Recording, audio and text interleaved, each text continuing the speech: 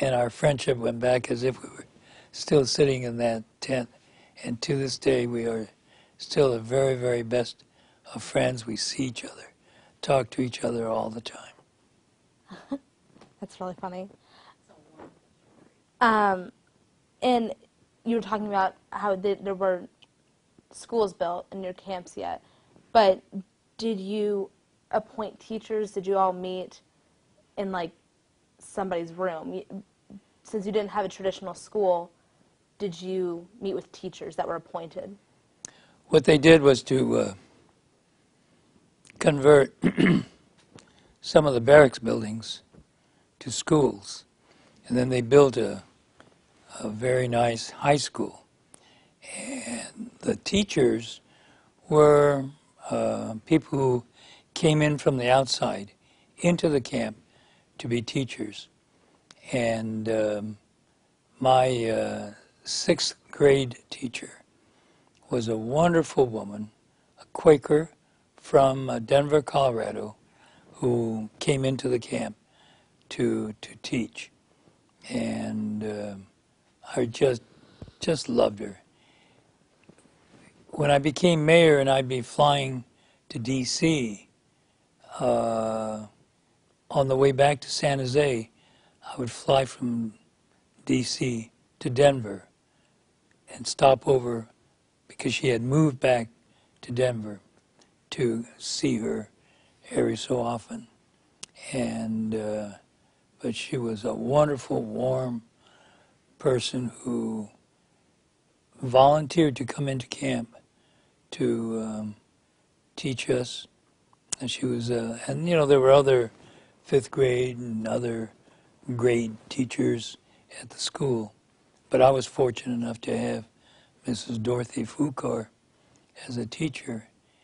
And then eventually she moved from Denver to be with her son in San Diego. And then I think maybe twice I saw her when she was living in San Diego. And then he told me that she passed away. And then he asked, would you mind coming and speaking at her funeral?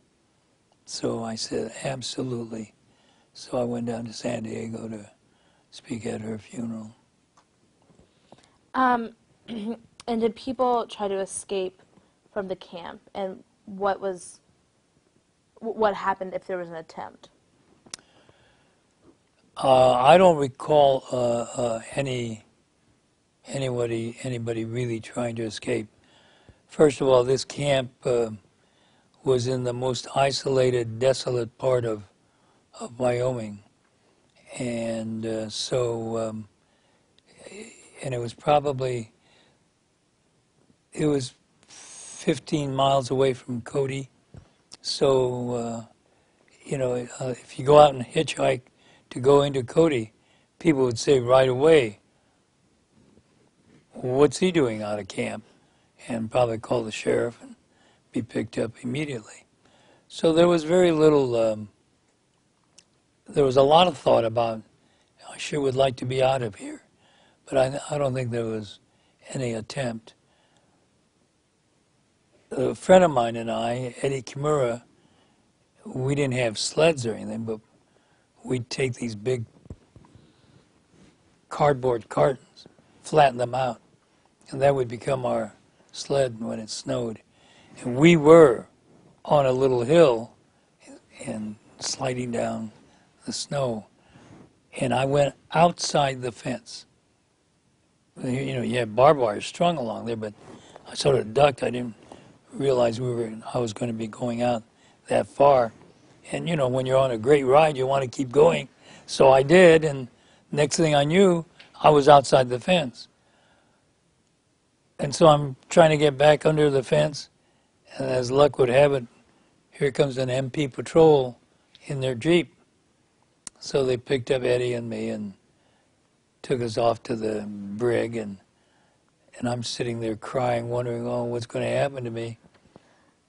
And they called my father, and of course that punishment is even worse than some army guy chewing me out for going outside the camp under the fence.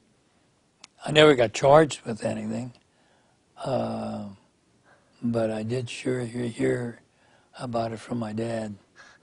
Never use that hill again. Um, how did you get supplies and food? Like, did you feel the rationing while you were in the camp, or was it just the same that would be outside of camp?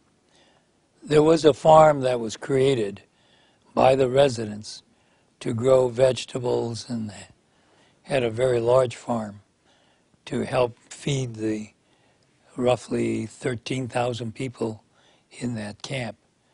And so I would imagine a lot of it still got purchased in terms of our food supplies because we didn't grow everything.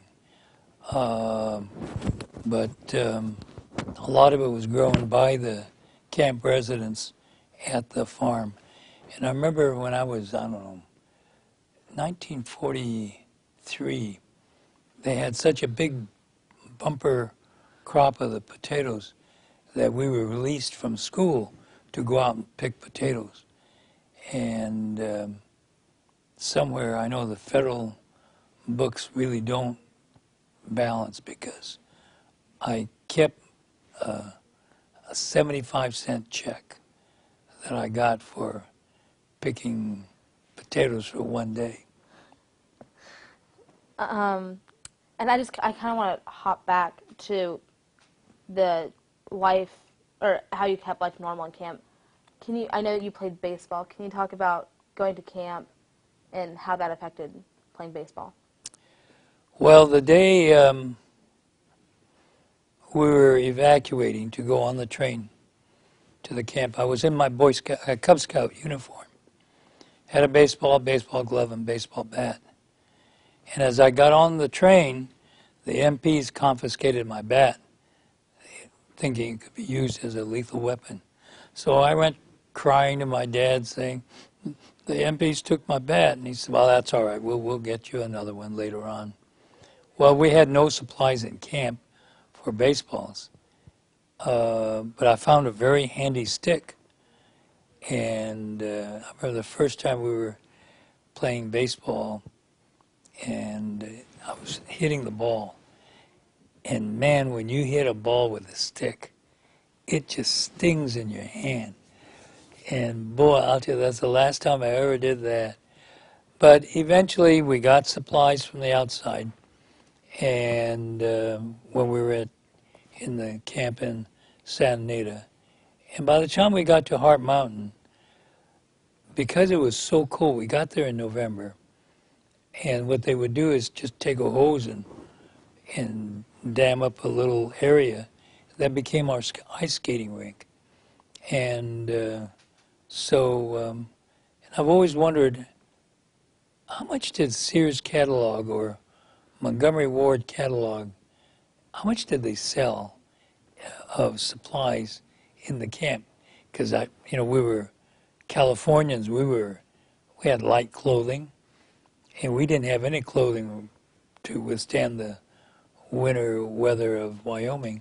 So, we'd ride off to Sears catalog and get jackets and warm shirts. And I got a pair of ice skates.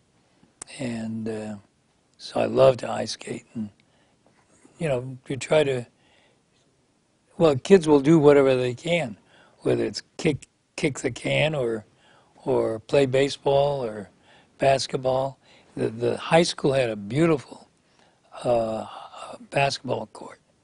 So we'd be there shooting all the time. But they did things to try to keep life normal for kids in terms of athletic events. Okay. Can I actually stop you guys right there? Sure.